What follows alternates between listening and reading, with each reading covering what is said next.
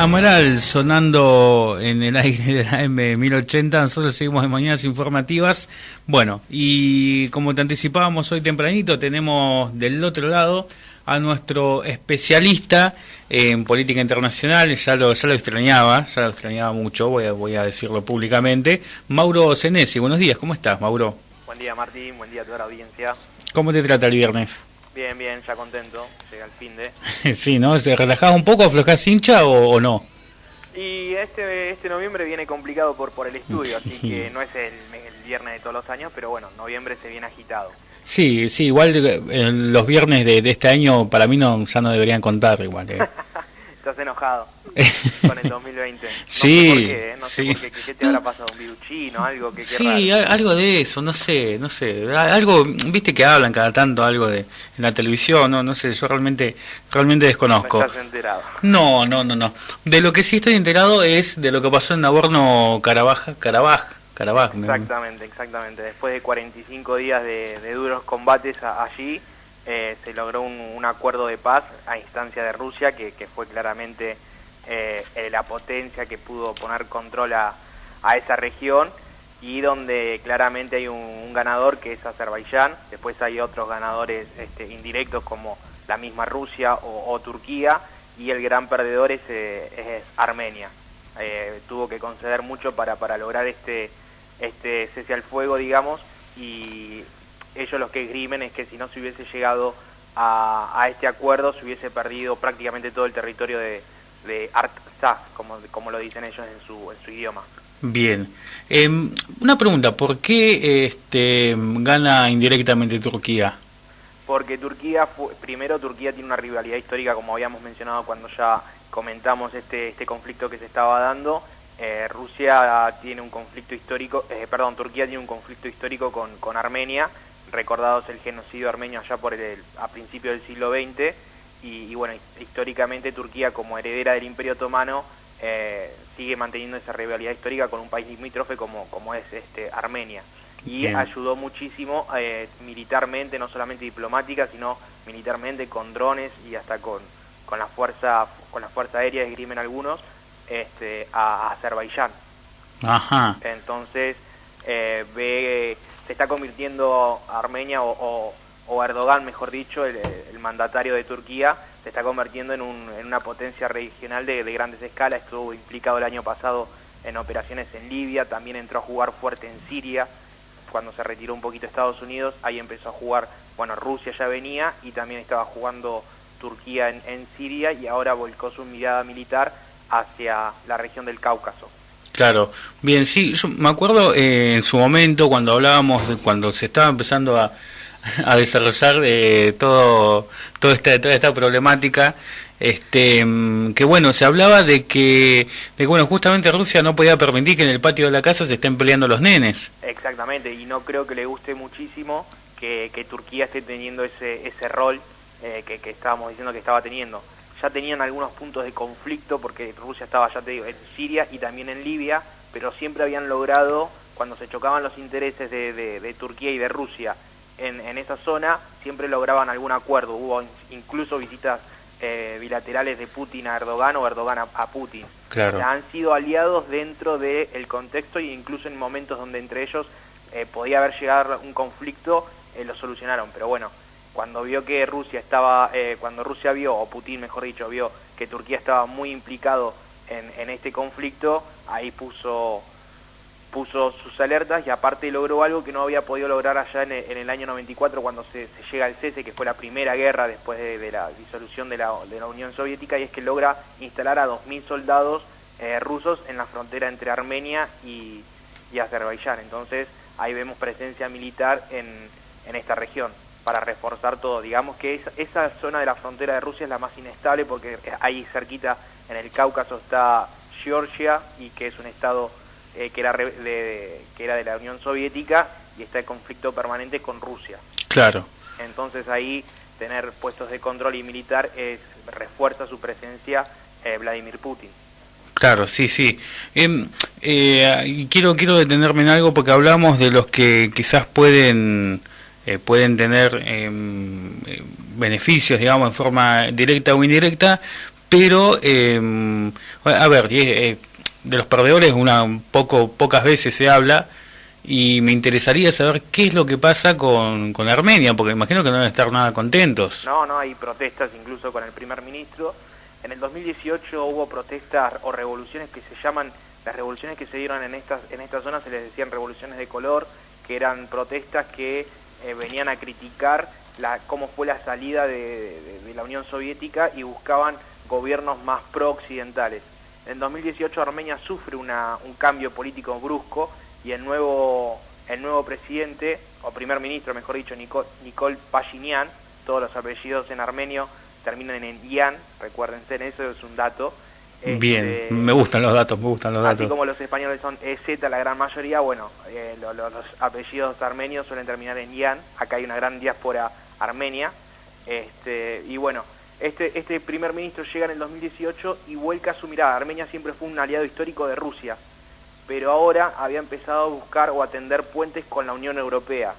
Y esto claramente a Rusia no le gustó y se cree que Rusia ha jugado un papel fuerte como para incentivar este conflicto y luego presentarse como un mediador que lo termine poniendo con 2.000 hombres en el territorio, algo que no había logrado en el 92-94. Claro. Pero bueno, entonces Armenia tiene un conflicto interno que la llevó en el 2018 a cambiar de digamos, de una política exterior muy ligada a Rusia, empezó a mirar a la Unión Europea.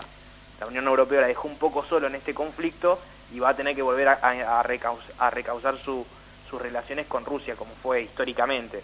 Ya te digo, hay protesta con este primer ministro. El primer ministro esgrime de que ya habían perdido la segunda ciudad más importante de Nagorno-Karabaj, que estaba a 15 kilómetros de la capital, que es Stepanakert, y si seguía el conflicto, esgrimía el primer ministro o argumentaba de que se terminaba cayendo la capital y caía toda la región, y tuvo que conceder casi el 25 el 30% de esta región.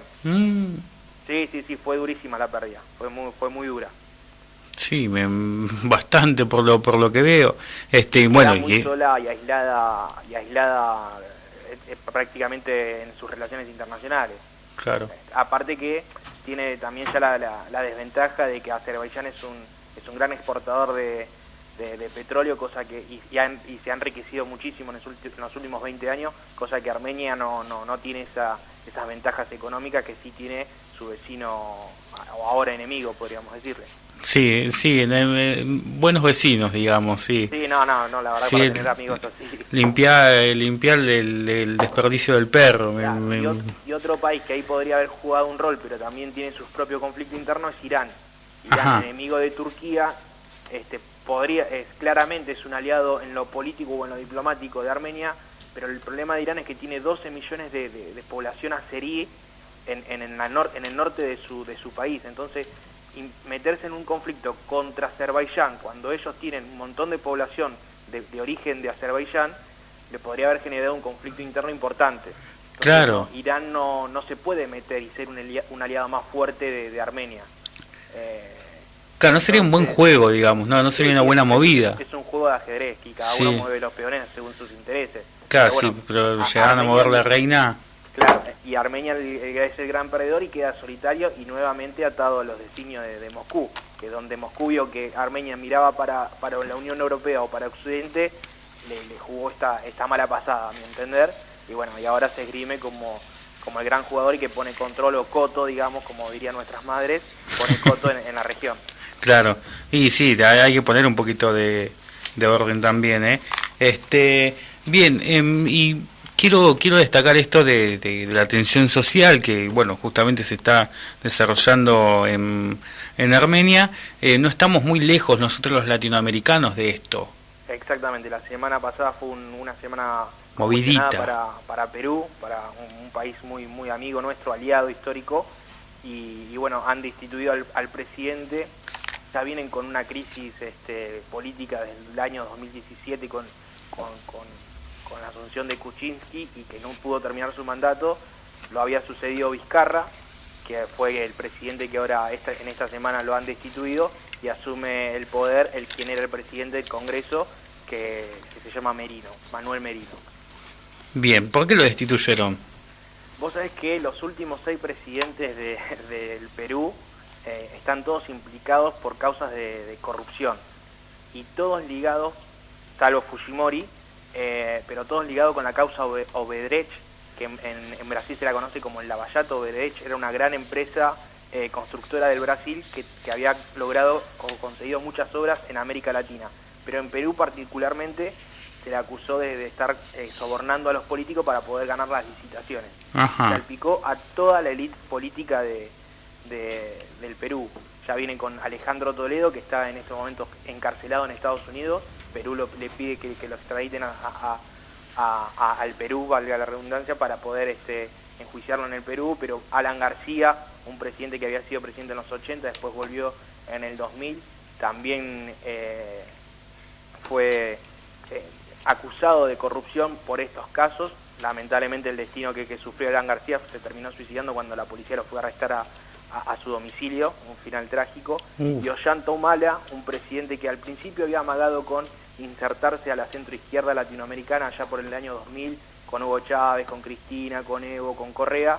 Después se apartó de ese escenario político o de esa dirección, mejor dicho, pero también lo volvieron a acusar de casos de corrupción y ahora está con libertad condicional. A Kuczynski lo vuelven a acusar cuando toma el poder, lo acusan y duró 8 meses, duró el gobierno de Pedro Pablo Kuczynski, y lo acusan porque cuando él fue ministro de Economía había recibido coimas de esta empresa brasilera Odebrecht. Así que ya te digo, vienen con 6 presidentes todos acusados de estar ligado con sobornos o coimas respecto a esta gran causa que sacudió al país, a Brasil, pero también tuvo repercusiones y muy fuertes en Perú. Sí, bueno, esto se puede ver ahora, el desenlace que se está viendo ahora actualmente. Pregunto por una cuestión de desconocimiento. ¿Puede calificarse como un golpe de Estado? Gran pregunta. Nosotros asociamos los golpes de Estado a ver a los militares, al tanque afuera apuntando al Palacio de Gobierno. El siglo XXI ha sido más sofisticado en eso, se le llaman golpes blandos ahora. La población peruana lo acusa como un golpe de Estado. Vizcarra tenía mucho poder popular, pero no tenía ni un solo congresista o diputado a su favor en el Congreso. Claro. Lo cierto es que el Congreso peruano, ya lo podríamos decir desde época de San Martín, que es la élite de Lima sobre todo, es muy conservadora y retiene mucho poder en el Congreso. Y es muy fácil plantear lo que sería una moción de vacancia, o para nuestros términos un juicio político, y destituir un presidente. En el Perú es muy fácil, porque primero la Cámara de Diputados es una sola, y con que esa sola Cámara, el 20%, pida una sesión una moción de vacancia, ya se puede tratar. Con solo el 40% se acepta, o sea, menos de la mitad, y con solo el 60% de la aprobación de esa sesión de moción de vacancia, se puede instituir un presidente. Entonces es muy fácil, el Congreso tiene mucho poder, y los presidentes que han llegado a la presidencia, valga la redundancia, en el Perú, no suelen tener grandes partidos políticos que lo respaldan en el Congreso. Claro. Entonces, en términos legales están dentro de la ley, ¿sí? Pero esto de andar poniendo presidentes a nombre del Congreso y no por una elección, yo creo que con esta crisis política que vive Ecuador, lo mejor sería haber adelantado las elecciones, algo que propuso Vizcarra y no le aceptaron en su momento. O sea, ya te digo, vino todo este año de transición peleado entre el presidente Vizcarra y el Congreso. Claro, porque en el 2019 cierra el Congreso, lo disuelve. Lo disuelve el Congreso, llaman a elecciones, pero él no presenta una lista propia. Eso es lo raro. Claro. A ver, ¿qué argumentan ellos? Que tenía miedo de que se viera como eso un golpe de Estado. Cierro el Congreso, que no me es favorable, abro nuevas elecciones, presento una lista propia y termino ganando y tengo mayoría, y eso hubiese también sido un golpe de Estado. Claro. O un autogolpe, como se lo hubiese denominado. Entonces prefirió llamar nuevas elecciones y apartarse, pero no le quedó ni un solo, pero cuando digo ni un solo diputado, no es una cuestión, es literal, digamos. Claro, incluso después así se ve la respuesta que tiene el Congreso en cuanto a esto, que tengo entendido que lo suspenden Y acá entra mi duda, mi pregunta también con respecto a esto. Lo suspenden por un año por incapacidad moral. Exactamente, porque ¿Qué, lo están qué es? acusando. La pregunta es dónde radica la incapacidad, porque lo Claro. acusan de estar siendo investigado, y aparte de que hubo escuchas donde él recibía sobornos para la campaña presidencial y demás, cuando él era gobernador también, de años antes viene. La pregunta es que el actual presidente, Manuel Merino, también salieron escuchas donde hay un asesor legislativo de él hablando con el comandante de las Fuerzas Armadas, como pidiéndole apoyo del nuevo paso que se van a que se van a dar, y que las Fuerzas Armadas respalden al Congreso. Entonces, si vamos por las escuchas, tenemos escuchas de todos lados en Perú. Sí. Y lo llamativo es esto, la justicia, como después con los presidentes toman cartas en el asunto muy fuerte. Eso, ya digo, no es normal que 6 presidentes, ya digo, un presidente, Alejandro Toledo, está en Estados Unidos encarcelado en este momento. Claro. Casi como pasa acá. No tanto, pero sí. No tanto como aquí, pero bueno, ya te digo, esta es la normalidad que tiene. Y los últimos 3-4 años de Perú sí han sido totalmente, ya te digo, hubo una vicepresidencia. Cuando se cerró el Congreso obviamente no aceptó esa clausura. Llamaron como presidenta a una mujer, Mercedes Arau, que era la segunda vicepresidente del Perú, una línea sucesoria ahí complicada, una mujer que tiene linaje argentino, está emparentada con los Arauz de la Madrid, histórica familia del norte y de las guerras de independencia argentina. Ajá. Pero bueno, el mandato de ella duró solo un día, dado la revolución popular que se había dado en favor de Vizcarra. Entonces, ya te digo, son 3 años de, si bien venía con esta rareza de presidentes enjuiciados o investigados, venía con esta rareza, con estos 3 años de convulsión totalmente política e inestabilidad. Claro. Esto radica básicamente en un Congreso con muchísimo poder y presidentes que no tienen grandes poderes o fuerzas parlamentarias. Entonces ahí la discusión entre ejecutivo versus legislativo siempre va a terminar ganando el legislativo. Claro, sí. Ahí voy entendiendo más o menos cómo se va desarrollando esto. Bueno, justamente... Lo curioso es que la economía peruana, a pesar de estos 15 años de inestabilidad, ha mantenido siempre una estabilidad económica y un crecimiento. Obviamente borremos este año por la pandemia, pero en los últimos años han tenido un modelo económico que ha llevado el crecimiento de la economía del Perú. Eso sí es curioso, viste que acá cuando tenemos problemas con el dólar, además siempre se dice, y la inestabilidad política o demás. Bueno, hay países que la inestabilidad política no repercuten en la economía, como en este caso Perú. Sí, lo vemos como un claro ejemplo de esto. Ha tenido un crecimiento de 4 o 5%, baja inflación. Está bien que el modelo no ha sido muy de distribuir, a diferencia, es un modelo muy parecido al chileno, muy basado en la minería, y no tanto como el de Evo, que sí por ahí era un crecimiento de crecimiento económico, pero con distribución, sino el de Lima era más pura acumulación y demás, más neoliberal, podríamos decirlo. Claro. Pero bueno, ya te digo, en los últimos 15 años todos los presidentes vinieron con Ollanta-Humala. Hubo esa duda, ya te digo, cuando te comenté esto de que parecía que iba a ser un presidente de izquierdas, pero al año, a los 2 años, volvió al sendero económico o al modelo que se había implantado en los 2000, tanto con Toledo como con García. Entonces, eso sí es una extrañeza, que a pesar de tanta convulsión política, la economía haya mantenido un rumbo estable y con crecimiento. Claro, llama bastante la atención esto.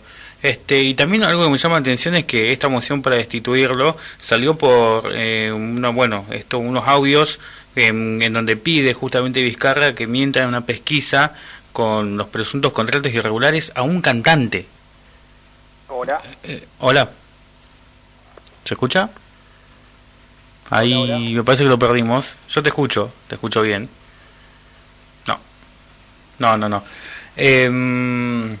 Bien, Mauro. Hola. Mauro. No te escuché absolutamente nada. ¿Me escuchás ahora? Sí, ahora te escucho. Genial. Y ya para ir cerrando un poquito, me llamó la atención cómo se aprobó esta moción para destituirlo a Vizcarra con los contratos irregulares a un cantante. Eso me llamó como que la gota que rebalsó el vaso como para justamente aprobar esta moción. Ahora, ¿cómo sigue esto? Ahora, como sigue el 11 de abril, el día de nuestra ciudad, van a tener elecciones tanto para presidente como para Congreso. Ajá. Manuel Merino se comprometió a que iba a mantener esas fechas. Veremos qué sucede ahí, si Vizcarra se presenta, ya te digo, tiene el apoyo popular, lo tiene. Si se presenta primero a presidente, y creo que no cometería de nuevo el mismo error, y presentaría por lo menos una lista para las elecciones legislativas. Claro, claro. Así que el 11 de abril ahí va a tener elecciones para presidente y se renueva el Congreso, que había sido renovado el año pasado, pero era una sesión extraordinaria, una elección extraordinaria, claro. Pero manteniéndose el plazo original, que era en el 2021, renovar el Congreso. Así que hasta ese momento veremos cómo sucede, pero ya te digo, está todo muy atomizado. Y ¿No va a pasar lo mismo que en Bolivia? No, porque acá hay muchos partidos políticos, y más que partidos políticos, personajes políticos. De hecho, vos ahora me estabas comentando del cantante, el que lidera las encuestas es un exfutbolista. Imagínate cómo están.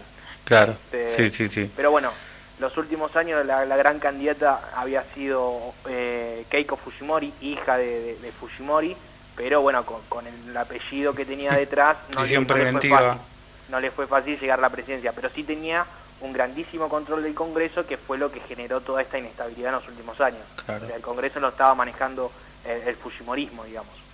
Claro, sí. Bien. Pero bueno, en estas veces las encuestas no le están dando como candidata favorita, cosa que sí había sucedido allá por el 2011 y en el 2016. Bien, entonces el 11 de abril se termina. El 11 de abril tendríamos en las elecciones del referéndum en Chile y las elecciones acá importantes en Perú. Se viene un 2021 bastante movidito a nivel político. En Latinoamérica. Que el 2019 fue bastante convulsionado. Sí. En 2019 tuvimos protestas en todos lados. Acá no sucedió porque tuvimos las elecciones que funcionaron como una válvula de escape. Sí, digamos, una pantalla claro, del mundo nuevo, decía el Riff. Destapar la olla, ¿viste? ¿No? Claro. Nadie quiso hacer movimientos porque sabíamos que teníamos elecciones ahí a 3-4 meses. Sí. Pero el 2019 fue complicadísimo para todo Sudamérica en especial. Ya quiero que venga 2021, te juro. Sí, que porque venga la vacuna. Primero la vacuna. Que venga la vacuna de Uganda, lo que sea, y que podamos cierta normalidad llevar. Sí, así te tengo acá. Bueno, Maurito, siempre es un placer tenerte acá, y bueno, por supuesto que seguimos en comunicación. Dale, saludos, que pasen lindo fin de semana, y bueno, esta vez vamos a decir bien el nombre, Agostina, vamos a decir ahora, así no me retan después. Sí, ahí se ríe, sí. Hola Mauro, ¿qué tal? Bueno, gracias por la corrección. No pasaba nada igual. Me lo hicieron pasar, después de 2 semanas era momento de decir, che, no es Agustina, es Agostina, bueno, perdón, mala mía. Yo quería seguir chicaneando con eso, por eso no decía absolutamente nada. Por eso también lo dije, porque me dijeron que estaban... Claro, es que hay como una... Claro, se me ponen en contra acá, entonces bueno, nadie corrige. Aclaramos, ya no te pueden molestar más, ya quedó zanjada la situación. Por algún lado tenía que chicanear yo. Bien, bueno, buen fin de semana, Maurito, y bueno, seguimos en comunicación. Buen fin de semana para toda la audiencia. Un abrazo. Chao. Mauro Senesi, nuestro especialista en política internacional, abordando 2 temas que generaron tensión social, tanto en Nagorno-Karabaj como en Perú. Bueno, 2 problemáticas que están teniendo la atención especial fuera de las elecciones de Estados Unidos, del mundo en general.